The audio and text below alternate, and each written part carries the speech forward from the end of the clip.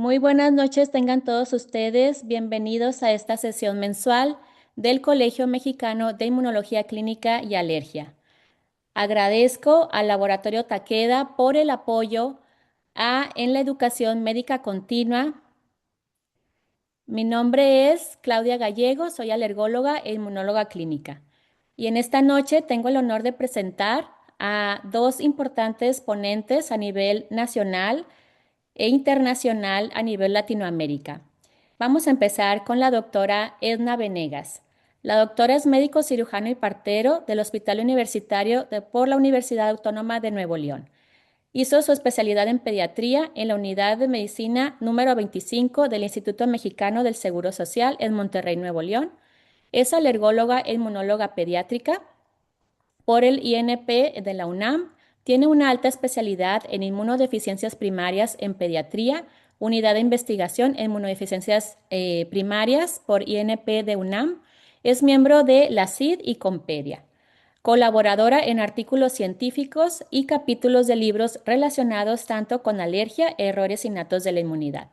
Además, actualmente es adscrita al Servicio de Alergia e Inmunología Clínica del Hospital General Regional número 1 IMSS en Culiacán, Sinaloa. Bienvenida, doctora Edna Venegas. Nuestro segundo ponente es el doctor Edison Morales. El doctor es médico y cirujano por la Universidad de Antioquia en Medellín, Colombia. Especialista en alergología clínica por la Universidad de Antioquia en Medellín, Colombia.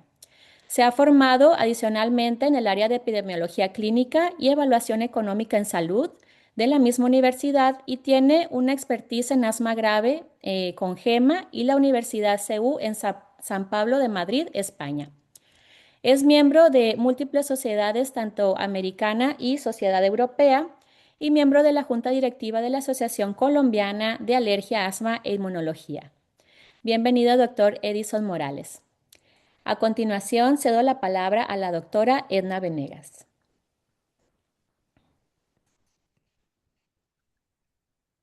Hola, buenas noches. Es un gusto estar con ustedes hoy. Espero que todos estén muy bien. Estoy muy feliz de compartir la noche con grandes colegas y de hablar de este tema tan interesante que vamos a tocar hoy. Vamos a hablar específicamente de la profilaxis a largo plazo con la nadelumab para los pacientes que tienen angioedema hereditario y pues lo que hay de experiencia en la vida real, qué cosas hemos aprendido en los últimos años. Vamos a empezar platicando sobre las estrategias que hay para hacer la transición de un paciente que está con tratamiento a demanda hacia la profilaxis a largo plazo. Entonces, me da mucho gusto que platiquemos el día de hoy. Esos son mis conflictos de intereses, porque esta es una época que ha revolucionado el tratamiento del angioedema hereditario. Ha habido muchísimos avances que se han traducido en beneficio para los pacientes. Entonces, les quiero platicar este casito de un paciente que veo en mi consulta. Él es un masculino, pues joven de 32 años, que desde los 14 años había presentado una historia de edema facial, palpebral, de laringe y dolor abdominal crónico.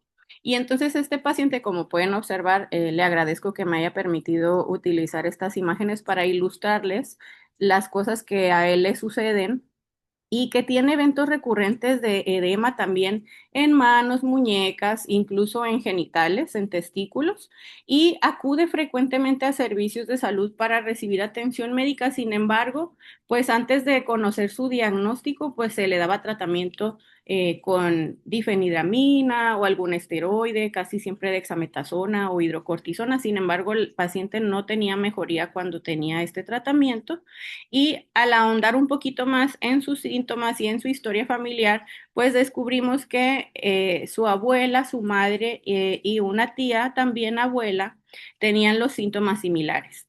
Curiosamente, el diagnóstico de este paciente se hizo a través de un antecedente muy importante que es que su hija mayor desde los 5 años tiene edema recurrente. Entonces, en realidad, la primera paciente que vi fue su hija. Y cuando empezamos a ahondar en todo lo que les pasaba, pues se pudo también ver al papá. Se le hizo sus exámenes de C1 inhibidor en cantidad y en función, y el C4, como pueden observar, están todos francamente disminuidos, lo cual corresponde a un diagnóstico de angioedema hereditario tipo 1.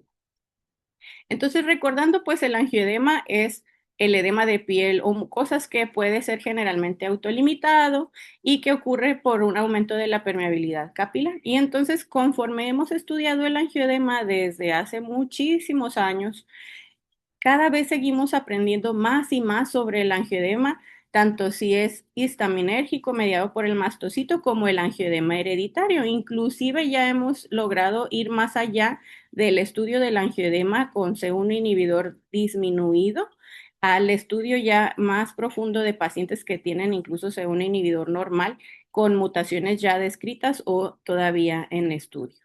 Y entonces, aunque el angioedema todavía se considera una enfermedad rara, en realidad no lo es tanto. Lo que pasa es que muchas veces se confunde con otras enfermedades. Incluso desde hace muchísimos años del siglo XVII se le dio cierta connotación que le llamaban angioneurótico porque se daban cuenta que los episodios de estrés de los pacientes les ocasionaban más crisis. Sin embargo, hemos ido aprendiendo que esto tiene un patrón de herencia autosómico dominante y que influye en muchísimas cosas. Como pueden observar, desde 1948 ya se empieza a registrar los pacientes ya formalmente, qué características tenían, hacer los árboles genealógicos, cuáles pacientes tenían edema laringio y qué otras complicaciones tenían. Entonces, esto nos ha servido para ir avanzando tanto en la caracterización de esta enfermedad como en cómo estamos en el mundo y sobre todo en nuestro país, que ahorita les voy a platicar un poquito más.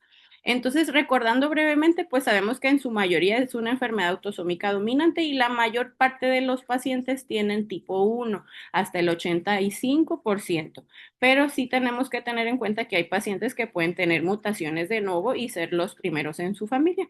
Y algo muy importante es que no solamente el temido angiodema laringio que pone en riesgo la vida y que es potencialmente fatal es lo que afecta a los pacientes, sino que esta es una enfermedad donde hay una repercusión realmente negativa en calidad de vida, en las actividades diarias, tanto de niños como de adultos, y que todavía hay un subdiagnóstico en nuestro país muy importante porque en los últimos estudios que se han hecho en nuestro país, solamente el 16% de la prevalencia estimada es lo que se está reportando. Entonces, es muy importante que una vez que tenemos pacientes con angioedema, pues nos comuniquemos entre colegas, los publiquemos para que esto mejore y podamos ofrecerle mejores opciones a nuestro paciente. Como conocemos la frecuencia de este angioedema tipo 1 con deficiencia de C1 inhibidor y tipo 2 con deficiencia de su función, está condicionado por unas alteraciones en este gen del SERPIN1 que van a condicionar disfunción y que este C1 inhibidor va a ser ausente o falla de función y va a ocasionar una sobreproducción de bradicina. Y es por eso que hay diferentes esfuerzos terapéuticos que están dirigidos tanto para bloquear los receptores de bradicinina como para inhibir la calicreína y otro tipo de factores para mejorar o interrumpir las partes anormales en la cascada que ya conocemos que tiene que ver con esta enfermedad. Los ataques pueden ser en cualquier parte del cuerpo, generalmente son recurrentes, duran muchos días. Los pacientes dicen que a pesar del tratamiento duran muchos días y varios tienen pródromos. Y los desencadenantes pueden ser muchos, por eso pueden parecer otras enfermedades. Inclusive hay medicamentos que empeoran estas situaciones, como frecuentemente los IECAS, los anticonceptivos, algunos estrógenos y otras situaciones como infecciones, estrés. En algunas niñas a partir de su menstruación pueden iniciar los síntomas y sobre todo en el embarazo. Los criterios para hacer diagnóstico pues son clínicos con estas características que son angioedemas, que son no responden al tratamiento habitual, dolor abdominal que no se encuentra la causa orgánica, es muy recurrente y de larga duración que pueden imitar incluso abdomen agudo o hasta tener procedimientos quirúrgicos durante los ataques, edema laringio recurrente y este examen de laboratorio que incluye ver la función y la cantidad de C1 inhibidor, los niveles bajos de C4 que nos pueden ayudar también como screening y, por supuesto, la mutación en caso de que lo podamos realizar. Recordemos que el diagnóstico diferencial con angioedemas mediados por histamina, pues principalmente es que se pueden manifestar en las primeras décadas de la vida, a diferencia del histaminérgico que aparece a cualquier edad, y el edema del angioedema hereditario es de instauración lenta y de resolución lenta también. Entonces, así como llega y lento se va, a diferencia del histaminérgico. Casi siempre hay historia familiar, los ataques son muy frecuentes en cara, en vía aérea, en tracto gastrointestinal y no responden al tratamiento habitual, no responden a esteroides, no responden a adrenalina, no responden a antihistamínicos ni dosis altas. Entonces, esos son datos de alarma. En México hay un artículo que es el más reciente que se ha publicado en 2023, donde se hizo un esfuerzo de varios centros y se describió cómo estamos en nuestro país, cómo son nuestros pacientes, dónde se atienden, qué tratamiento se les ha dado.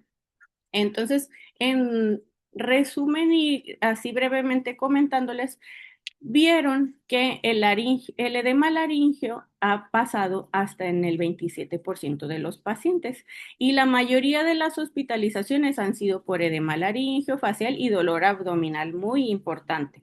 Y algo que nos debe llamar la atención es que en esa época donde se hizo el cierre de los pacientes, la mayoría recibía plasma fresco como tratamiento porque todavía durante varios años no teníamos la posibilidad de ofrecer mejores opciones de tratamiento a nuestros pacientes.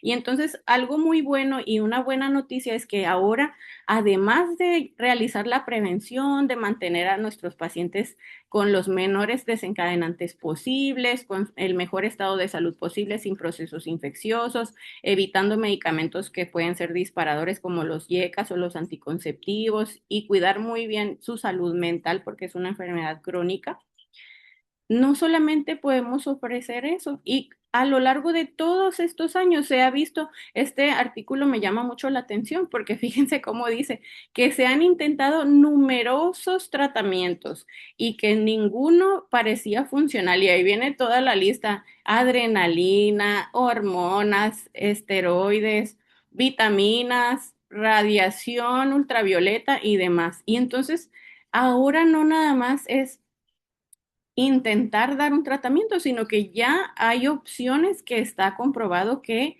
mejorarán la calidad de vida del paciente de manera muy importante y ahí podemos observar cómo ha ido avanzando según los años y la tecnología para ofrecer mejores tratamientos y el futuro realmente está aquí y está al alcance de nuestros pacientes en México.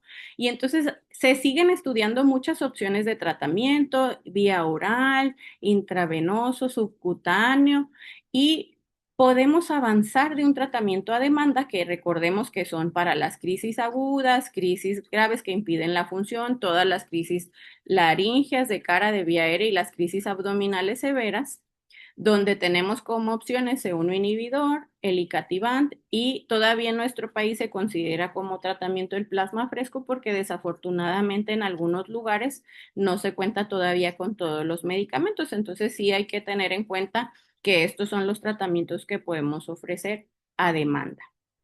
Y entonces, ¿en quién voy a pensar yo que puede ser candidato o beneficiarse de la profilaxis a largo plazo? Hay que hacer un análisis de nuestros pacientes para saber en qué contexto están, cómo es su enfermedad, cómo viven ellos la vida y qué preferencias también tienen sobre su tratamiento.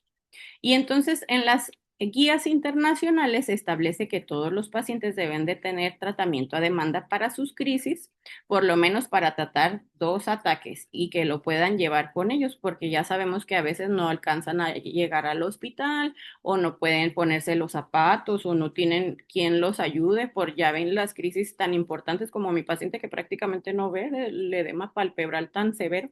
Y entonces es muy importante que tengan tratamiento a demanda, pero ¿qué es la transición? ¿Qué es transición?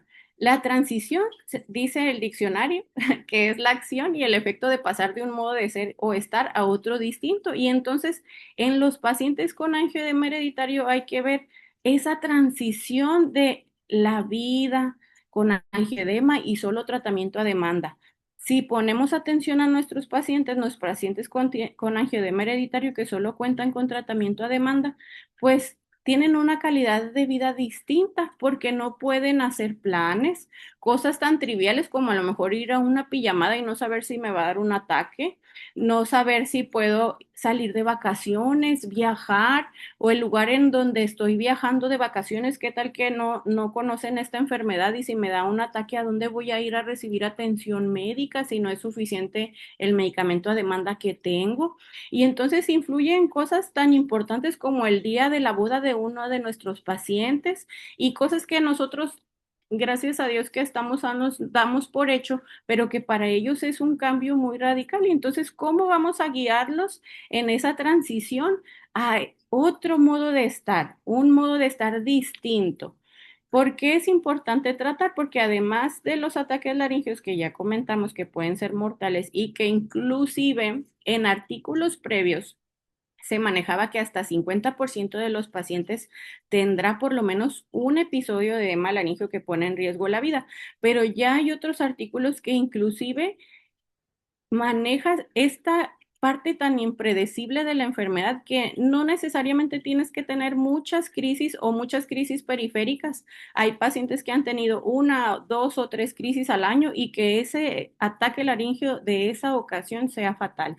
Entonces es una cosa muy importante a considerar cuando estamos con nuestros pacientes. Recordemos que la profilaxis se divide en dos: a corto plazo, que es cuando tenemos procedimientos que pueden poner en riesgo al paciente de presentar un ataque laringio, donde podemos usar C1 inhibidor y otra vez ubicados en nuestro contexto, pues plasma fresco antes de los procedimientos, si es que no contamos con otro. Pero la recomendación internacional de las guías sobre el tratamiento del angioedema hereditario, fíjense lo que dicen. El control total de las crisis es la meta. Y fíjense lo que puse ahí en rojo, que es súper importante. La meta es normalizar la vida de nuestros pacientes, que ellos puedan tomar decisiones sobre su vida, realizar sus actividades habituales, hacer planes. Entonces, eso es muy importante. Para la profilaxis a largo plazo, la meta es control total de la enfermedad. Y recordemos que sí deben de tener de todas maneras tratamiento a demanda disponible y que tenemos estas tres opciones en nuestro país, tanto el C1 inhibidor, el lanadelumab, que es de lo que vamos a ahondar un poquito más, que es un anticuerpo monoclonal anticalicreína y que se administra subcutáneo y ahí están las dosis según la edad. Pero para adultos en general son 300 miligramos cada 2 semanas. Ahorita vamos a hablar un poquito más de eso. Y el berotralstat, que es vía oral y que también ya se han visto avances también sobre eso. Y entonces una noticia muy buena para nuestros pacientes es que ya en México la COFEPRIS autorizó el uso del anadelumab para pacientes con angioedema hereditario en pacientes mayores de 2 años de edad. Y entonces eso abre un panorama totalmente distinto para la vida de nuestros pacientes. Entonces, ¿qué aspectos vamos a utilizar para perfilar a nuestros pacientes o ver quiénes son candidatos a pasar a profilaxis de largo plazo? Vamos a valorar la actividad de la enfermedad, la calidad de vida, sobre todo la disponibilidad de tratamiento según el servicio de salud que tiene nuestro paciente, que no haya control con el tratamiento correctamente utilizado a demanda y pues individualizar, como en todas las enfermedades, hay que individualizar a nuestros pacientes. Entonces, hay varias herramientas. Esta es una que es el cuestionario de calidad de vida, donde se preguntan varios aspectos de la vida de nuestros pacientes. Hay 4 dominios que incluyen miedo, vergüenza, fatiga, estado de ánimo, cómo funcionan en su vida diaria y si tienen alguna alteración relacionada con la alimentación. Y la prueba de control de angioedema, que hace una evaluación de las últimas 4 semanas, cuántas crisis tuvo nuestro paciente, cómo afectaron a su vida diaria y teniendo una puntuación de 0, que es una puntuación de mal controlado, hacia los 16 puntos, que habla de un buen control. Entonces se considera que arriba de 10 es un paciente que está controlado. Y entonces, afortunadamente en nuestro país ya se han hecho lineamientos para perfilar a los pacientes que tienen angioedema para otorgarles tratamiento con lanadelumab. Este es uno de los lineamientos que se autorizó recientemente para el Instituto Mexicano del Seguro Social, donde se autorizó para pacientes de segundo y tercer nivel de atención que fueron valorados por un alergólogo inmunólogo y que cumple estas características. Es un paciente con diagnóstico confirmado, mayor de 12 años, y se hacen estas herramientas de la prueba de control de asma, el test de control de angioedema, perdón, y de la calidad de vida. Y entonces así es como se pueden perfilar. Se llenan estas hojitas, que es prácticamente lo mismo que ya les enseñé, y también en el ISSSTE ya están formalmente establecidos para pacientes que tienen derecho a bienestar en ISSSTE, igual en segundo y tercer nivel de atención que fueron valorados por un alergólogo inmunólogo con un resumen clínico detallado donde se haga el diagnóstico, solicitan estos exámenes y también que sea el paciente mayor de 12 años. Dentro del resto de los servicios de salud, para Sedena, la Marina, Secretaría de Salud, que es ahora IMSS Bienestar, también se ha trabajado ya sobre los lineamientos, y también se está haciendo toda la clínica y lo que se debe de tener para que esos pacientes puedan recibir el tratamiento también. Entonces, ha sido un paso muy grande para nuestro país que se cuente con este medicamento y que además los pacientes se puedan beneficiar. Entonces, recordando a nuestro paciente, pues tenemos ahí en esa foto, está teniendo un edema de lengua y laringio. Entonces, en esos casos, pues sí, tiene muchos criterios para ser candidato, como el angioedema hereditario tipo 1, que usa muy frecuentemente el tratamiento a demanda porque tiene crisis laríngeas cada 10 días y otros ataques periféricos hasta 2 veces a la semana con un índice de actividad de angioedema de 6 puntos, que es un mal control, y el cuestionario de calidad de vida de 75 puntos porque se considera grave más de 38 y el riesgo elevado de muerte. Y entonces con todo esto que platicamos hoy, ahora el doctor Edison nos va a platicar, una vez que ya nuestro paciente está con tratamiento con lanadelumab, qué consideraciones hay que tener en el seguimiento, toda la experiencia que han tenido en cuanto a cómo les ha ido a los pacientes, nos va a platicar acerca de todo esto. Entonces, le cedo la palabra al doctor. Adelante. Doctora Edna, muchas gracias, muchas gracias. Gracias por la invitación también a CEMICA, a los amigos de Takeda que nos invitaron a que conversáramos un rato de angioedema hereditario, tratamiento. Voy a compartir mi pantalla.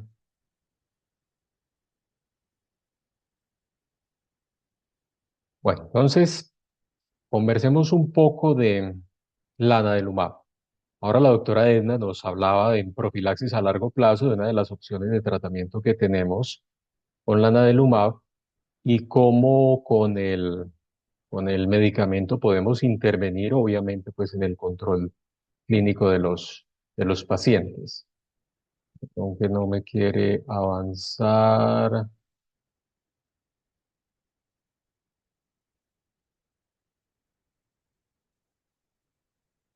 Ya.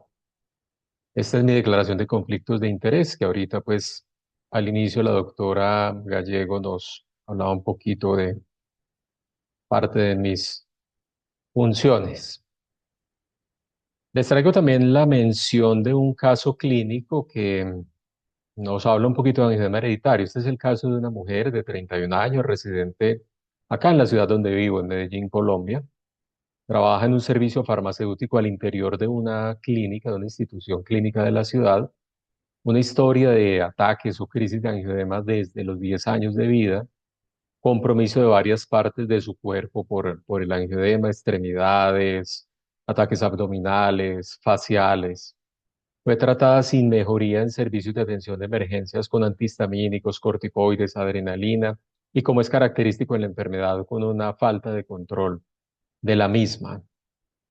Una historia de una crisis laríngea grave que la llevó pues a una situación difícil de gravedad, de exposición casi fatal pues por la crisis de angioedema, y a los 24 años de edad 14 años después del inicio de los síntomas, se estableció el diagnóstico, como es con la cuantificación del inhibidor de C1, 5 miligramos de cilitro en la parte cuantitativa y en la parte funcional 10%, lo que nos configura pues un diagnóstico de angioedema hereditario con deficiencia de inhibidor de C1 o lo que conocemos como tipo 1 y una medición de complemento también disminuida. En la historia de esta paciente, ella recibió tratamiento inicialmente con danazol, 200 miligramos al día, tuvo una mejoría, pero el tratamiento fue suspendido porque le generaba el efecto androgénico propio del danazol, un acné grave, hirsutismo, y por eso no es un tratamiento que hoy se recomiende en primera línea y más en el caso pues, de una mujer joven como también recibió ácido tranexámico, fue otra opción de tratamiento que tuvo. Se escaló dosis, incluso según los registros de historias clínicas, hasta 50 miligramos kilo día, que eso le daba para ella unos 3 gramos de ácido tranexámico al día, pero no tuvo una mejoría significativa. Y ya para el año 2022, con una frecuencia de crisis más o menos promedio año de unas 6 crisis y un consumo promedio de unas 10 dosis de Icatibant por año, que ahorita vamos a ver que esto es una gravedad de angioedema que se puede considerar como leve, eh, se tomó pues una decisión de abordaje terapéutico diferente que ahorita vamos a volver a retomar. Entonces recordemos un poco cómo funciona el lanadelumab. Lanadelumab interviene una parte importante de la enfermedad en cuanto a que eh, bloquea la calicreína plasmática y la calicreína en esta cascada de eventos que ocurre para llevar a la angioedema, tiene un papel fundamental porque ella es la que ayuda a escindir del cininógeno de alto peso molecular una partecita que es la bradiquinina, y la bradiquinina es la que en últimas lleva a que se dé el fenómeno del angioedema por la vasodilatación y la liberación pues, del líquido desde el espacio vascular hacia el tejido, que es lo que en la evidencia vemos como angioedema. El lanadelumab bloquea esa calicreína plasmática y por eso no hay la escisión del cininógeno de alto peso molecular y en últimas pues no vamos a tener la bradiquinina. Lo hace siendo un anticuerpo específico tipo inmunoglobulina G1 totalmente humano, un anticuerpo monoclonal que va y se une a la calicreína plasmática, bloqueando eh, la zona de contacto que ella va a tener para hacer ese fenómeno de escisión del sinógeno de alto peso molecular y es la manera pues, como actúa. Traigo a mención los estudios, ensayos clínicos, o ensayos que llamamos pivotales que llevaron a la aprobación del medicamento por las autoridades sanitarias para su uso en la enfermedad. Este es el estudio HELP. El estudio HELP es un estudio donde los pacientes fueron aleatorizados a varios brazos de tratamiento, unos con la dosis de lanadelumab de 150 miligramos una vez al mes, cada 4 semanas, otros con 300 miligramos una vez al mes, cada 4 semanas, y otros 300 miligramos cada 2 semanas. Y había un brazo, un grupo de pacientes placebo. Y se hizo un seguimiento a 26 semanas y al final pues se vio qué pasaba con las crisis de angioedema de estos pacientes, haciendo una tasa de representación de esas crisis mensualizada, cuántos habían por mes. Y para cada uno de los grupos, que es lo que ven en la parte inferior izquierda de la diapositiva, se cuantificaron esas crisis promedio mensuales en los valores que ven allí, 0.48, 0.53, 0.26 y frente al grupo placebo 1.97. Vemos a simple vista, pero es estadísticamente significativo la diferencia que había. Y para el grupo de 300 miligramos subcutáneos de lanadelumab cada 2 semanas, fue el valor de disminución de esas crisis comparativas con el grupo placebo más significativo de 0.26 frente a 1.97. Y el estudio, además de ver esta parte de eficacia del medicamento, pues miraba la seguridad. Y en cuanto a seguridad, que es lo que le ven en la parte derecha de la diapositiva, em, comparaban obviamente los dos grupos. Como es un medicamento inyectado de aplicación subcutánea, lo más representativo era lo que tenía que ver con la aplicación misma, el dolor en el sitio de inyección o eritema en la parte de de la aplicación o la equimosis que se pudiera formar, pero ningún evento mayor de seguridad por evento adverso relacionado con el medicamento. Esto es una ampliación de esto mismo para cada uno de los brazos de tratamiento, cada una de las dosis, de los esquemas de dosificación mensual o quincenal, y pueden ver allí que no hubo ningún evento adverso serio, significativo, pues importante relacionado con la molécula, no hubo muertes por la misma, e incluso hubo dos eventos de descontinuaciones, pero vean que incluso en el grupo placebo también hubo uno, pero para el universo de pacientes que tuvo el estudio, pues esto no fue significativo. Entonces, en cuanto a seguridad, la navenumab pues es un medicamento altamente seguro y así lo reconoció la autoridad sanitaria y pues desde el año 2018 tiene aprobación de uso ya por diferentes autoridades y así se ha ido extendiendo por el mundo. Tuvo un estudio de extensión, esta diapositiva es simplemente para recordar que en el estudio de extensión de la navenumab, después de esto que acabamos de ver, que se siguieron los pacientes, algunos venían desde el primer estudio, otros fueron enrolados ya a partir de este estudio de extensión y lo mismo, mirar a través del tiempo cómo le iba a esos pacientes, tanto los que venían de antes como los nuevos pacientes y si se lograba mantener o no la eficacia de la navenumab y es lo que ven en la parte inferior izquierda de la diapositiva, como esa frecuencia de crisis mensuales pasaba de 3,5 a 0,27 en los que venían de el estudio HELP, de 2,5 a 0,2 en los que fueron nuevamente enrolados y en el global pasaron de 3 a 0,2 y esto fue significativo para un universo total de 209 pacientes. Y en la parte derecha ven los eventos adversos relacionados, una vez más, los que tenían que ver con el sitio de aplicación del producto, pues del medicamento. Recuerden que todos los eventos de seguridad se reportan en estos ensayos, tengan o no que ver con el medicamento y luego se hace un análisis de si hay o no hay relación, pero nuevamente en este estudio de extensión no hubo ninguno significativo que llamara pues a una alerta de seguridad. Pero vayamos a estudios de vida real. Hay dos estudios de vida real importantes con el medicamento, se conocen como los estudios Empower y Enable. Este es un resumen de la descripción de los estudios, son ya no intervencionales o los que llamamos estudios fase 4 ya con el medicamento pues comercializado y en uso aprobado pues por las autoridades. Son multicéntricos, iniciaron en el año 2009, Empower hacia marzo, Enable hacia diciembre. Empower se conoce como el estudio americano porque se fue hecho en Norteamérica, Estados Unidos y Canadá, y Enable se conoce como el estudio europeo porque pues la mayoría de los países estuvieron allí en Europa.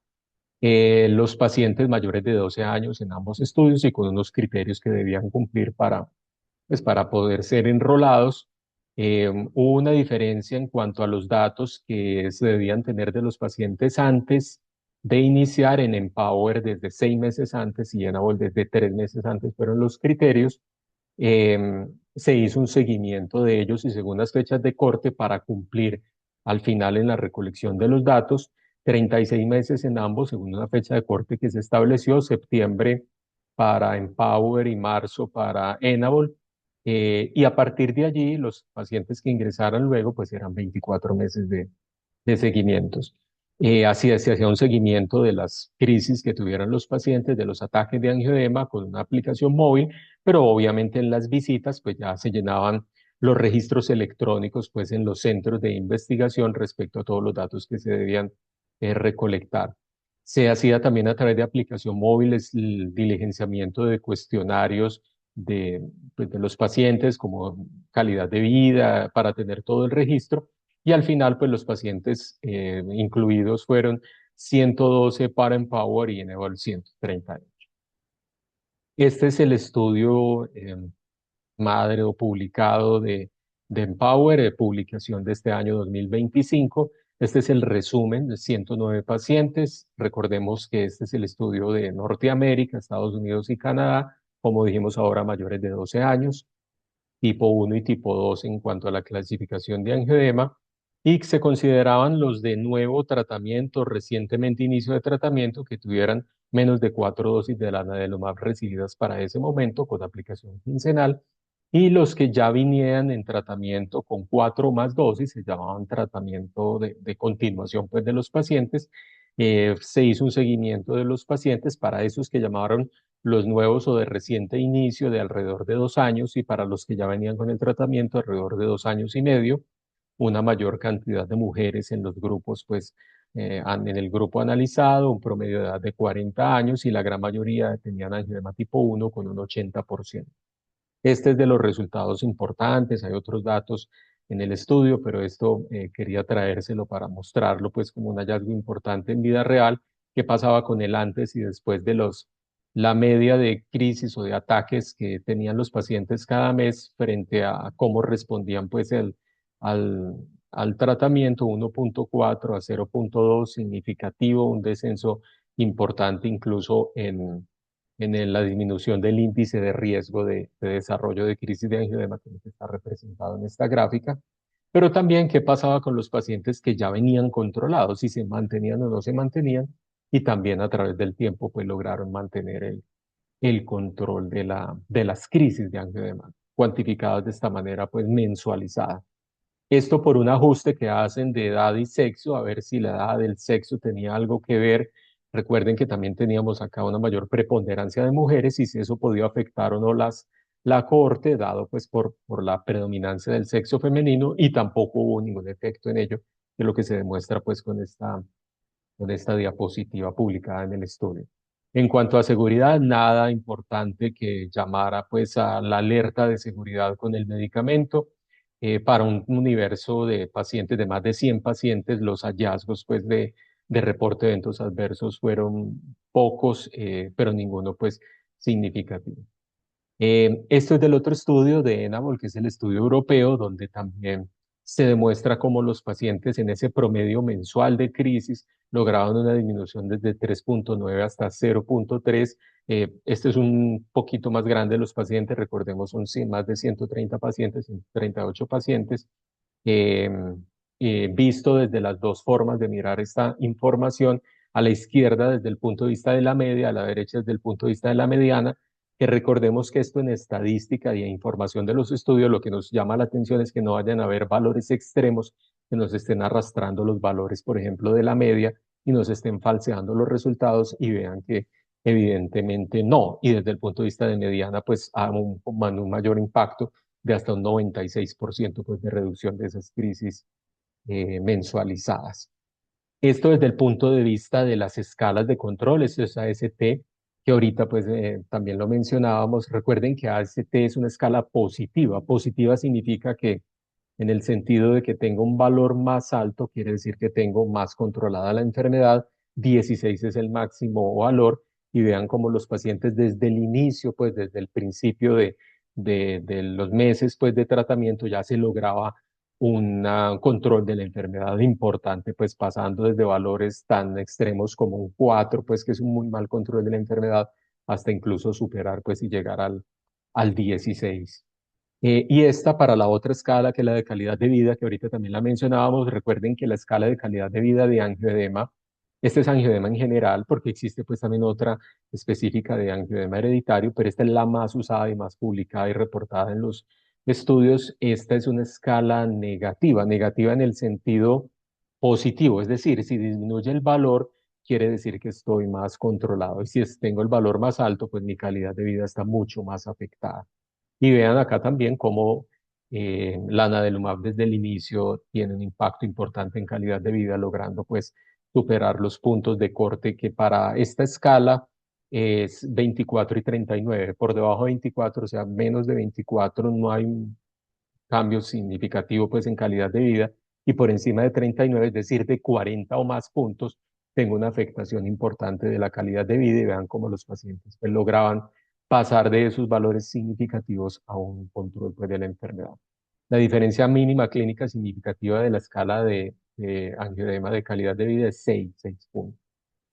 Este es otro análisis también de los estudios de Empower y Enable publicado también recientemente, apenas ahora pues en este mes de noviembre, donde se hace un subanálisis de las pacientes, pero agrupándolos por actividad de la enfermedad, o sea, querer ver si en vida real el medicamento, la nadelumab en este caso, se comporta distinto según la gravedad. A la derecha ven la actividad clasificada de las crisis de angioedema hereditario, menos de un ataque por mes es baja actividad, Les recuerdo el caso que estábamos hablando al principio, se considera como de baja actividad, de 1 a 2 por mes moderada, 2 hasta 3 alta actividad y 3 o más ya se considera pues una muy alta actividad. Y eso es lo que analiza este estudio para los mismos estudios de Enable y Empower, y vean cómo para, obviamente, algo que se espera, los de muy alta actividad, porque tienen una mayor frecuencia de crisis mensuales, pues va a haber un impacto muchísimo más grande,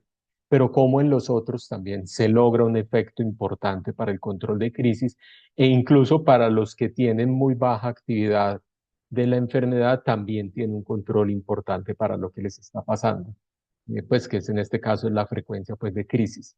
Esto visto desde la escala de control de AST, otra vez como decíamos ahorita, pretendemos control logrando llegar hacia 16 y una vez más pues desde el principio para todos los grupos se logra tener pues un ascenso vertiginoso hacia el primer mes de tratamiento que los lleve pues al control de visto desde todos los puntos de vista que involucra la escala.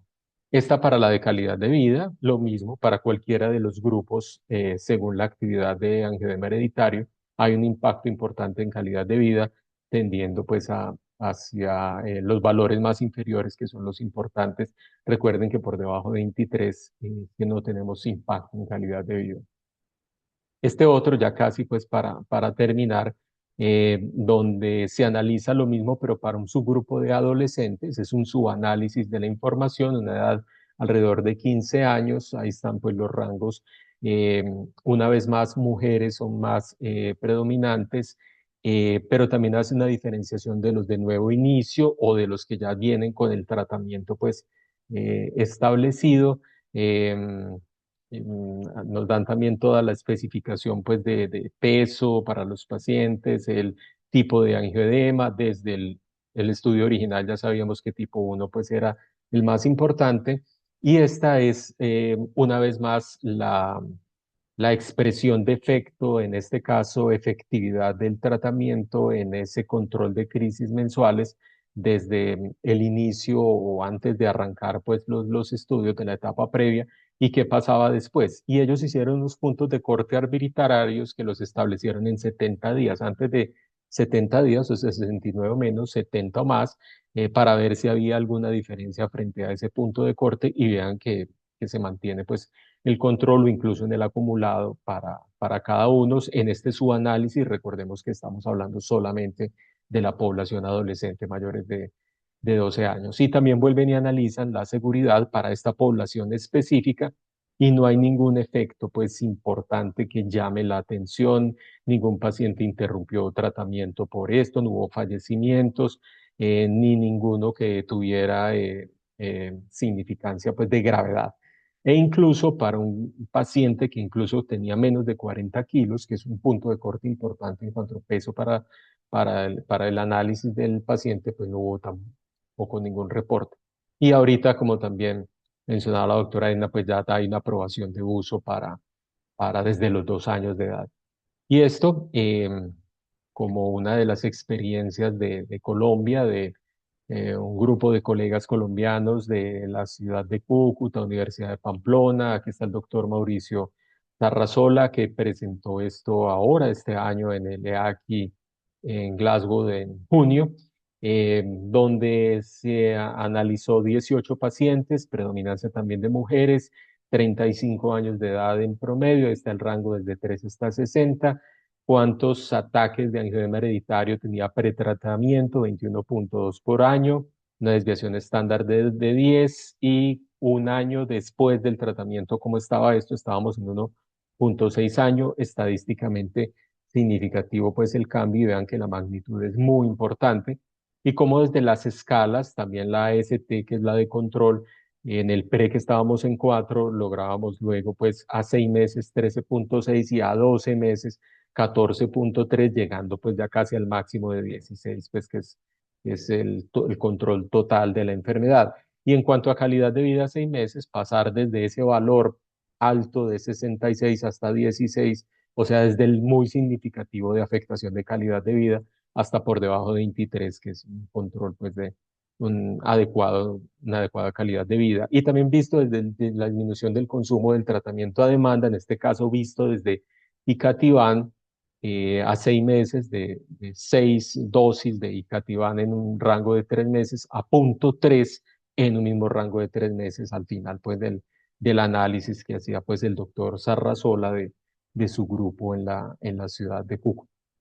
Y regresando a nuestra paciente, que ahorita la habíamos dejado ahí con falta de control, hacia noviembre del 2022 inició tratamiento con lanadelumab, dosis de 300 miligramos cada 2 semanas. Hacia abril de 2023, o sea, más o menos unos 5 meses después, no tenía ninguna crisis de angioedema en ese periodo. Se disminuyó la dosis de lanadelumab a 300 miligramos cada 4 semanas. No es el tiempo ahora pues para que lo presentáramos, pero ya de esto están las publicaciones de disminución de dosis, porque había logrado esa meta terapéutica de cero crisis. Pero, y así se mantuvo casi que un año, y para febrero del 24 sorprendió con 2 crisis de angioedema, una de labio, otra abdominal, pero se encontró que había una causa de base del problema y era que había tenido un absceso rectal y ese absceso rectal se originó en una fisura anal y era porque tenía un estreñimiento grave, mal manejado, no, no lo habían ni siquiera reportado y esto había desencadenado un fenómeno inflamatorio que la llevó a unas crisis en ese momento. No se hizo ajuste de dosis porque cuando los pacientes recaen de pronto al haber hecho esa disminución de dosis de quincenal a mensual, se puede volver a regresar a la dosis que teníamos quincenal. En el caso de esta paciente no se hizo, pues se encontró una causa clara y se esperó a ver cómo evolucionaba. Pasó casi un año y para enero de este año 25 volvió a tener un edema significativo en una mano, pero también hubo una relación franca con un trauma de caída de motocicleta. Y ahora consultas posteriores de control ya para este año 2025 con una última, pues hace pocas semanas, y en un control desde la escala de AST total, un puntaje de 16, y el cuestionario de calidad de vida en 9 puntos nada más. Que esto de pronto ahorita puede que lo mencionemos, es llamativo. A veces casi siempre puntúan el datico aquel del miedo porque permanecen con temor a la enfermedad o a las crisis, o esas preguntitas siempre lo siguen pues molestando. Y bueno, esa era mi presentación. Dejo de compartir y regresamos para que conversemos. Muchísimas gracias al doctor Edison Morales y a la doctora Edna Venegas. A continuación, vamos a dar inicio al foro de discusión con ambos expertos. Esta es una colaboración México-Colombia para webinars de SEMICA. Agradecemos nuevamente el apoyo del Laboratorio Takeda por el arduo trabajo que han estado realizando para que se difunda, ¿verdad? Y se conozca ampliamente angioedema hereditario y por el apoyo siempre, siempre a este colegio en educación médica continua. Invito a la doctora Edna Venegas también a que abra su cámara y su micrófono para empezar el foro con los ambos expertos. Doctor Edison, ¿cómo es un paciente de angioedema hereditario en Colombia? ¿Cuál es el camino que recorre hasta obtener la profilaxis a largo plazo? Bueno, en nuestro país sé que el sistema de seguridad social es un poquito distinto pues al que tienen ustedes en México. En Colombia, angioedema hereditario con su clasificación de enfermedad huérfana tiene una connotación de cuidado y de manejo en cohortes por ser paciente de enfermedad huérfana desde el sistema de aseguramiento en salud. Entonces, los pacientes casi siempre quedan incluidos en cohortes a partir del diagnóstico. Y según en la inclusión en esas cohortes, tienen centros especializados para el manejo o médicos dedicados al manejo de los pacientes con angioedema hereditario, desde alergología, inmunología, y desde allí se hace pues el control de la enfermedad y a partir de eh, esas variables, parecido a lo que ustedes tienen en México, que ahorita la doctora Ena nos mencionaba, se llega a la conclusión que el paciente requiere o no profilaxis a largo plazo para controlar la enfermedad con esos criterios también muy similares, la frecuencia de crisis, la localización de las crisis, periféricas, laríngeas, faciales, abdominales, etcétera, la presencia o no de crisis graves pues, que hayan llevado a un riesgo vital del paciente, la disponibilidad del tratamiento a demanda, etcétera, para luego tomar pues esa decisión de que el paciente reciba pues tratamiento profiláctico a largo plazo. En Colombia tenemos disponibilidad de tratamiento ya desde hace varios años, incluido pues en el sistema de salud, que por nuestro sistema de salud tiene inclusión universal pues para los pacientes, pero obviamente pues con una adecuada prescripción y muy dependiente del aseguramiento pues que tienen pues dentro del sistema de salud. Así más o menos se hace. Y tal vez hayan escuchado que tenemos una herramienta clinimétrica que se construyó pues en grupo en Colombia, también con el apoyo de Takeda, donde todas esas variables las incluimos para establecer unos puntos de corte de puntaje y sobre esa herramienta también nos ayudamos para tomar este tipo de decisiones de profilaxis a largo plazo. Y ahorita estamos en una labor de segunda etapa de esa herramienta, haciendo unos procesos de validación que sé que cuando salgan va a ser útil solo para nosotros, sino para todos. Muy bien, muchísimas gracias por darnos un panorama de cómo están los pacientes en Colombia y cómo es el servicio de salud para administrar o para proporcionar la nadelumab, medicamento para profilaxis a largo plazo. La siguiente pregunta es para la doctora Edna. Em, en la actualidad, aquellos pacientes con angioedema hereditario que ya están con profilaxis a largo plazo, ¿cómo describiría usted su antes y después? O sea, ¿cómo se perciben estos pacientes o cómo usted percibe a estos pacientes un antes y un después del tratamiento?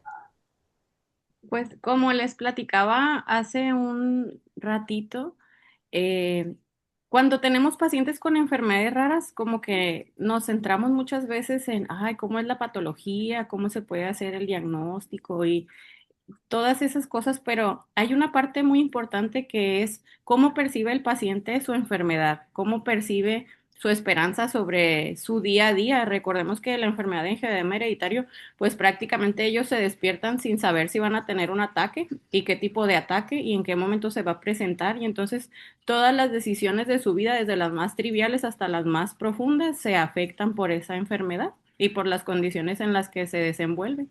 Y entonces para ellos tener esa posibilidad de iniciar un tratamiento que les permite reducir los ataques de manera drástica, como pudimos ver cómo nos enseñó el doctor Edison, esas gráficas tan impresionantes tanto en la fase de investigación como en la fase de vida real. Y entonces, afortunadamente, con el inicio del tratamiento aquí en México y su aprobación, ya hay varios pacientes que se han podido aplicar la nadelumab. Hablando institucionalmente también, ya ha habido pacientes en Mexicali, en Tijuana, en Morelos, en Cancún, en Guadalajara, en muchos sitios donde ya los pacientes han notado, inclusive dentro de los primeros 2 meses, cómo disminuye esa cantidad de crisis y eso les da también confianza, tranquilidad. Si bien es cierto, como comentó el doctor Edison, que sí tienen como ese miedo de que, ay, me va a volver a dar un ataque y no sé en qué momento, pues es difícil después de tantos años, primero sin diagnóstico, porque muchos estuvieron muchos años sin diagnóstico e incluso sin un tratamiento a demanda, porque no tenían ni siquiera la confirmación de lo que ellos ya sabían que algo pasaba mal con ellos, pero no sabían qué. Y entonces ahora pues viven una vida distinta, tienen mayor seguridad de hacer sus actividades diarias, su autoestima también ha mejorado. Y recuerdo mucho a un paciente que conocimos, que no es paciente nuestro, pero que lo conocimos en una reunión de pacientes y expertos de angioedema que nos platicaba que tenía 2 años de administrarse la nadelumab y que no tenía ataques y que hacía hasta hiking, andaba a caballo y así cuando de otra manera impensable, o sea, impensable hacer deportes de alto rendimiento que involucraran traumatismos, estrés y ese tipo de cosas. Entonces, es algo que ya tenemos opción de usar en México y que también esta es una plataforma que pienso que es muy importante porque muchos médicos Pues como yo que estamos en segundo nivel, a veces pensamos que necesita estar en tercer nivel nuestro paciente, que no tenemos la opción de apoyar a nuestros pacientes que tienen angioedema hereditario y que están atendiéndose en segundo nivel, pero que México tiene un territorio grandísimo, entonces algunos de nuestros pacientes su tercer nivel está en otro estado y está a 8, a 10, a 12 horas de su casa y que gracias a el esfuerzo de expertos, también de apoyo de muchísimas personas y también de los pacientes y las asociaciones, pues se ha logrado que desde segundo nivel, si está adecuadamente perfilado un paciente, como les enseñé cómo es en estas dos áreas de salud más importantes de nuestro país, ya después irán saliendo ya publicados oficiales los lineamientos para el resto, pero que sí hay oportunidad para que sus pacientes, aunque estén en segundo nivel, tengan un tratamiento que cambie su calidad de vida totalmente, ¿no? Muy bien, doctora, totalmente de acuerdo. Esta pregunta es para el doctor Edison. ¿Qué recomendaciones nos pudiera dar a los médicos mexicanos y que ha funcionado en Colombia para el diagnóstico y tratamiento temprano de los pacientes con angioedema hereditario? Yo creería que es estar alertas a la sintomatología primero, obviamente, pacientes con edemas recurrentes, pacientes que esos edemas no responden al tratamiento habitual cuando pensamos en angioedemas histaminérgicos, es decir, el uso de antihistamínicos, adrenalina, corticosteroides, pacientes que tienen solo angioedema sin urticaria, que esto nos llame la atención. Y a partir de ahí, pues pedir exámenes en búsqueda de la confirmación diagnóstica, la medición del inhibidor de C1 cuantitativo, el inhibidor de C1 funcional, complemento C4, no caer tampoco en el extremo de que si el paciente no tiene historia familiar de angioedema, entonces no es angioedema hereditario, porque sabemos que hay 25% de los pacientes que no tienen esa historia familiar, porque de verdad ellos son los primeros en su familia o porque no conocen toda su familia. Entonces pueden haber ancestros que tuvieron la enfermedad y él no los conoció, sus abuelos, unos tíos abuelos, bisabuelos, entonces no. También hay pacientes de adopción que no conocen su familia porque pues, están en la familia por adopción. Entonces ese no puede ser pues un limitante, pero yo creería que a partir de allí, tener la alerta y que esa alerta nazca desde los médicos del contacto primario. Es decir, si en un servicio de emergencias tengo cada 15 días una señora con unos edemas que no me responde al tratamiento habitual, pues que esto me llame la atención y que pues puede que yo en emergencias no pueda hacer mucho más, pero que sí lo derive a una consulta posterior para aclarar qué es lo que está pasando. Lo mismo cualquier otro médico que llame la atención pues como por este tipo de síntomas recurrentes.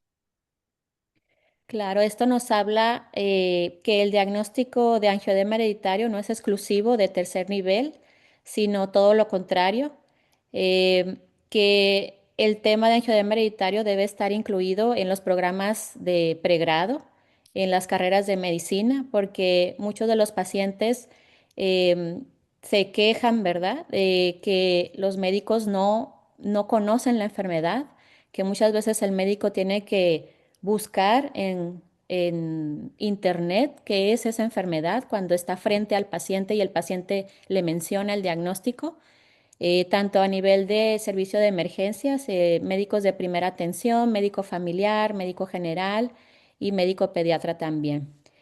Por lo tanto, el tratamiento de angioedema hereditario pues, no es exclusivo del tercer nivel, como lo menciona la doctora Edna.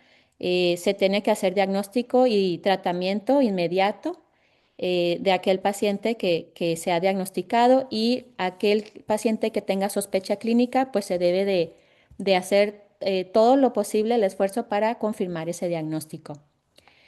Una pregunta para ambos ponentes. ¿Cómo se visualiza la cobertura de la nadelumab a nivel México y Latinoamérica en el presente y futuro cercano? Edna, tú eres la mexicana. Ya.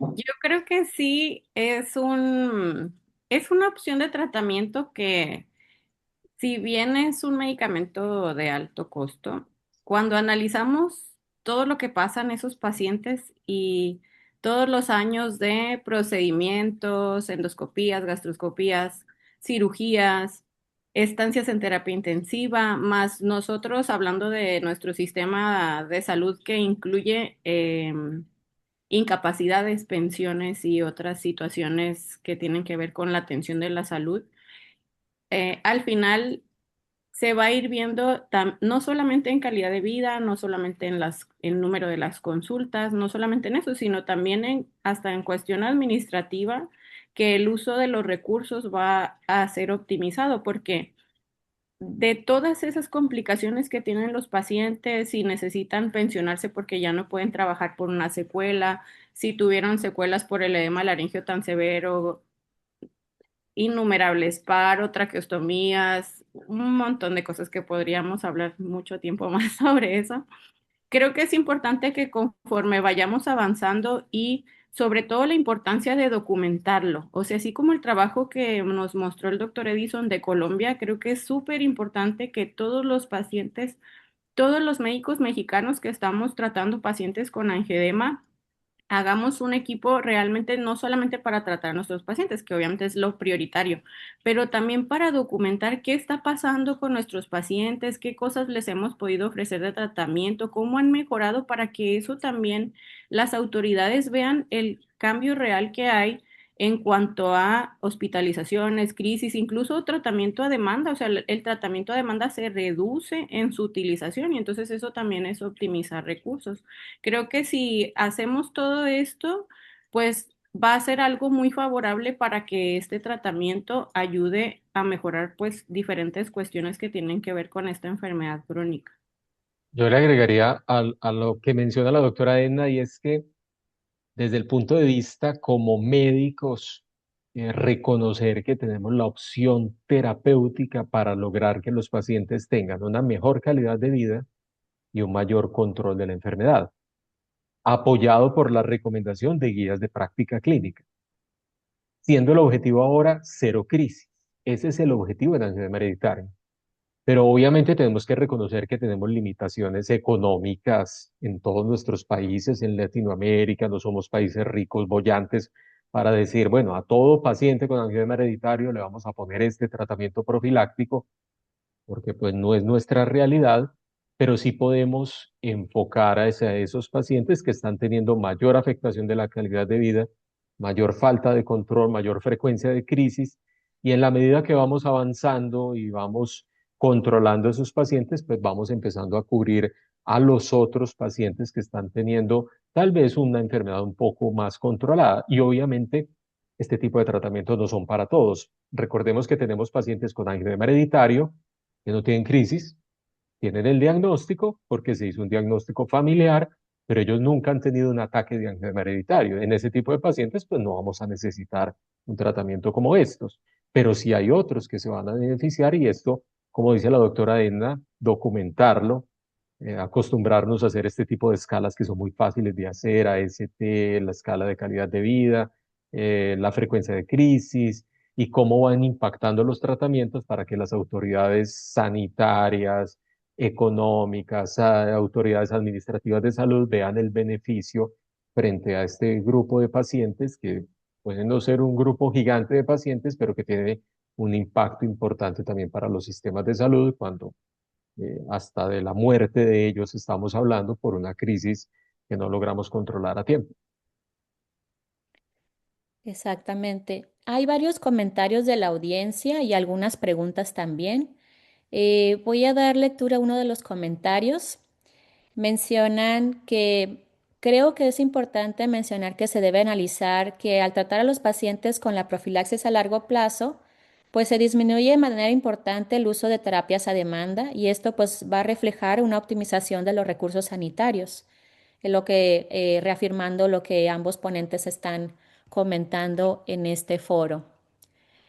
Otras de las preguntas es, ¿cómo ven hoy en día el rol del anadelumab frente a otras terapias como berotrastat o las terapias en desarrollo con anticuerpos antifactor 12 o el silenciamiento génico?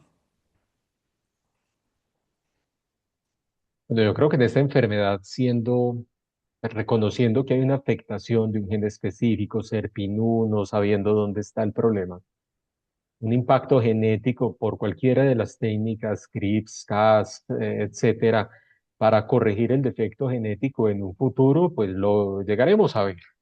Pero no es ahora, eso no va a pasar ahora. Y además, el costo de tratamiento genético en este caso no lo hace pues posible para todos los pacientes como lo quisiéramos hacer para controlar de fondo la enfermedad. Sabemos que están las aproximaciones genéticas también a otras líneas terapéuticas, esto que estamos hablando, calicreína, otro tipo de cosas, pero todavía no lo tenemos. Y es cierto que tenemos otras opciones de tratamiento profiláctico a largo plazo, pero Trastad es una que ya está muy a la mano pues de algunos de nuestros países y vienen otras ya en camino muy cercanamente pues en próximos años lo vamos a tener también disponible y en cada una es escoger esos pacientes apropiados para recibirla, pues según los perfiles, según la seguridad, presencia o no de efectos adversos, forma de uso, por ejemplo, verotrastada es oral, uso diario, la nadelumab es aplicación quincenal y cuando se controla mensual. Entonces, en esto hay que tener en consideraciones de distintas cosas, desde eficacia, seguridad, preferencia del paciente, costos de sistema de salud, como estamos hablando, pero claro, son opciones que ahora tenemos y que vamos a seguir teniendo más a futuro y en esto, pues como grupo todos, apoyarnos y contarnos estas experiencias y cómo responden los pacientes y cómo se aborda desde el sistema de salud y en beneficio final de ellos, pues para que controle la enfermedad. Muy bien, muchas gracias. Preguntan desde Argentina, el doctor Armando, ¿cuál sería su uso en una paciente si llegara a quedar embarazada la paciente? ¿Si se debe continuar el uso o qué recomendación es la que se debe de dar? No, en la embarazada no está aprobado el uso de la nadelumab ni de ninguna de las otras profilaxis a largo plazo en realidad. O sea, no podemos usar, pues obviamente danazol no, ácido tranexámico tampoco, berotrostat tampoco, ninguna. Entonces, en la paciente embarazada no hay la opción de este tratamiento. Es más, la paciente embarazada termina es solamente pudiendo recibir concentrado inhibidor de C1 en caso de crisis y si no hay concentrado inhibidor de C1, eh, plasma fresco congelado pues para controlar una crisis y si es una crisis vital y no hay más y lo único que puede usar es Icatibant, usar Icatibant pues porque hay que salvar la vida. Pero en realidad no tenemos opción de tratarlas. Por eso la consejería genética también es importante en las mujeres con angioedema hereditario, no queriendo decir que no puedan tener hijos, ni embarazarse, ni nada de eso, sino que sepan al riesgo al que se enfrentan, además porque a la hora del parto y lactancia, pues hay que tener unas consideraciones especiales también, pues por la condición de la enfermedad para abordar ese momento del parto, sea vaginal, instrumentado, cesárea de emergencia, cesárea programada, etcétera. Y todo eso debe tenerlo en cuenta, pues, la familia. Claro que sí. Em, También para ambos ponentes, si tienen, menciona la doctora Alexia Moreno, si tienen alguna experiencia con la aplicación de la nadelumab en menores de 12 años de edad. Para menores de 12 años, acaba de salir el estudio Spring, que hizo una valoración desde los 2 años, por eso ya COFEPRIS lo autorizó a partir de los 2 años, porque se vio que no hay efectos adversos graves, que es bien tolerado y disminuye, igual que los estudios que les enseñó el doctor Edison del Empower y Enable, de manera muy importante las crisis. De los pacientes pediátricos que yo tengo, afortunadamente sus crisis son pues bastante espaciadas, no han tenido crisis graves, siempre se les da un seguimiento muy importante y ellos pueden usar tratamiento a demanda, entonces están con tratamiento a demanda con Icativant hasta el momento. No se ha presentado todavía esa etapa donde aumenten la cantidad de crisis o que la calidad de vida se afecte de manera muy severa, como los pacientes que les contamos ahorita el doctor y yo. Pero también hablando un poquito de lo que comentó el doctor, que El tratamiento se debe individualizar y que definitivamente no es para que a todo mundo le vayamos a indicar la nadelumab porque está disponible, sino que hay que perfilar realmente los casos que son necesarios. Y un ejemplo así súper que me acordé ahorita es que uno de mis pacientes pediátricos desde bien pequeño tiene crisis, pero hasta ahora ha estado bien. Y su mamá también tenía crisis de manera frecuente y entonces yo los veo pues a los dos en la consulta, llegan y todo. Y lo que me llamó mucho la atención es que eso refuerza lo que comentó el doctor Edison. La mamá disminuyó el número de crisis y su severidad de manera drástica desde que el niño tiene tratamiento a demanda. Y ella misma me platica, es que mi mayor estrés era que el niño tuviera ataques. Y entonces el niño tenía un ataque, yo me estresaba, hacía más ataques y luego el niño tenía ataques. Y ahora que yo sé que el niño tiene tratamiento disponible, si tiene un ataque importante, le administro el tratamiento y yo estoy más tranquila y ya no he tenido ataques frecuentes. Entonces, siempre con toda la tecnología que tenemos a la mano y que vamos avanzando, creo que es bien importante que sigamos apegados a los interrogatorios, las escalas, cómo está nuestro paciente, identificar, así como el doctor Edison nos platicó de su paciente que sus crisis volvieron a aumentar, pero era por otro motivo, o sea, porque tenía un desencadenante que había que tratar. Y entonces, antes de modificar dosis así inmediatamente en crisis, pues fue, oye, ¿qué está pasando? Ajustamos tratamiento de lo que le está provocando las crisis y se pudo mantener con la dosis en la que estaba. Entonces, es lo mismo con nuestros pacientes pequeños y adolescentes. Se vigila, se trata las condiciones que son disparadores que se pueden evitar y ya, si a pesar de todo eso, a pesar del tratamiento a demanda y que el paciente sigue con crisis que ponen en riesgo su vida, que son muy frecuentes, que tienen gran afección de calidad de vida, entonces sí se pueden presentar para la nadelumab. Hasta ahora, específicamente hablando de en la institución en la que yo estoy, los lineamientos incluyen a partir de los 12 años porque todavía no salía específicamente este estudio y demás. La COFEPRIS, esta actualización mexicana sobre la autorización de COFEPRIS es reciente, pero creo que sin duda si tenemos un paciente que realmente lo necesita, se somete a discusión. Y ya con ese respaldo de los estudios que dicen que sí podemos utilizarlo, que la COFEPRIS lo autorizó, pues se podría, si un paciente menor de 12 años lo necesita, utilizar. Muchísimas gracias, doctora Edna, por este comentario. Y el doctor Víctor Manuel Guzmán nos hace mención desde Mérida, Yucatán. Muchas felicitaciones para ambos ponentes. Muchas gracias por compartir toda su experiencia y muchas gracias por la invitación a este webinar. Eh, Les recuerdo que este webinar tiene puntos para la recertificación de Cónica, por lo tanto, en el chat aparecerá la liga para contestar un breve cuestionario muy fácil que lo pueden contestar para que puedan tener su constancia y los puntos de recertificación de Cónica. Agradecemos a los ponentes, a esta colaboración tan productiva de México y Colombia. Fue un placer tenerlos en esta sesión, en esta noche. Hemos reforzado y hemos aprendido de la experiencia de México y Latinoamérica y los invitamos a continuar en esta sesión. Vamos a presentar algunos anuncios. No sé si quieran despedirse los ponentes. Les cedo también el micrófono para que digan su mensaje de despedida. Pues muchas gracias por la invitación, como siempre es un placer. Y pues estamos aquí a la orden. Yo creo que todos los médicos, miembros de SEMICA también que vemos pacientes con angioedema, si alguno tiene alguna duda o alguna pregunta más en específico, con gusto seguimos al pendiente. Y pues hacer equipo, ¿no? Que es al final lo que como siempre debemos de hacer y colaborando, por supuesto, con Colombia, con otros países de Latinoamérica, creo que podemos avanzar muchísimo en las cosas que podemos ofrecerle a nuestros pacientes, ¿no?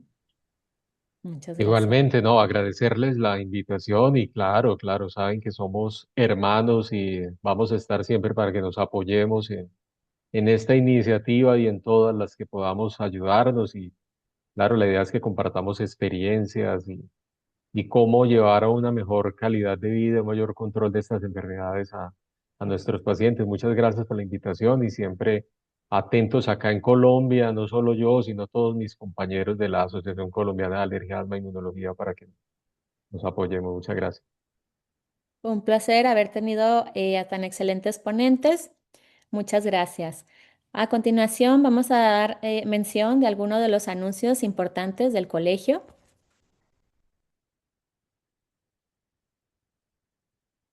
Tenemos abierta la convocatoria para los comités científicos de SEMICA. Si eres un miembro activo de SEMICA, es importante, nos interesa mucho que formes parte de los grupos de estudio y de los grupos de investigación para generar conocimiento nuevo y publicación y actividades tanto dentro del comité y extramuro también a nivel eh, de la sociedad.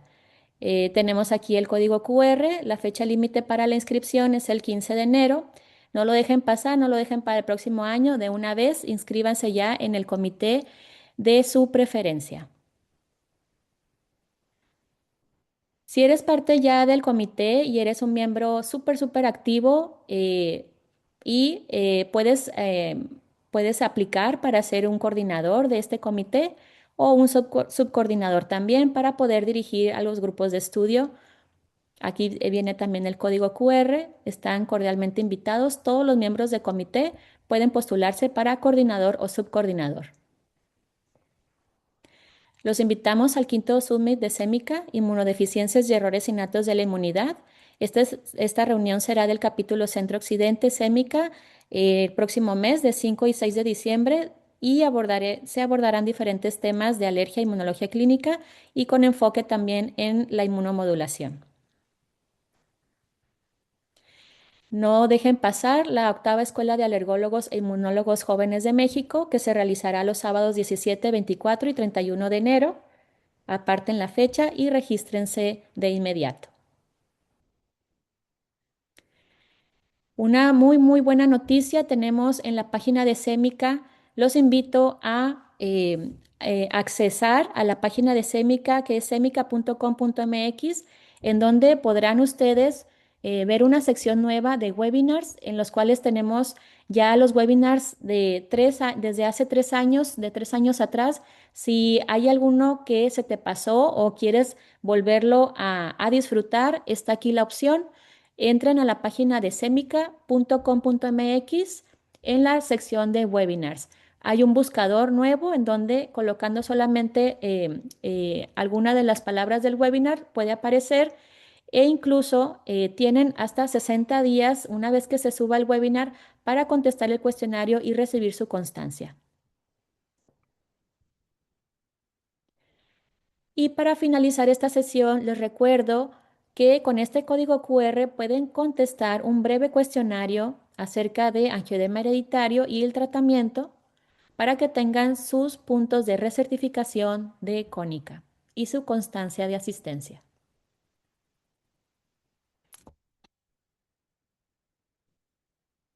Muy bien, no me queda más que agradecer a la mesa directiva del Colegio Mexicano de Inmunología Clínica y Alergia por hacer posible este espacio para la educación médica continua de todos nosotros.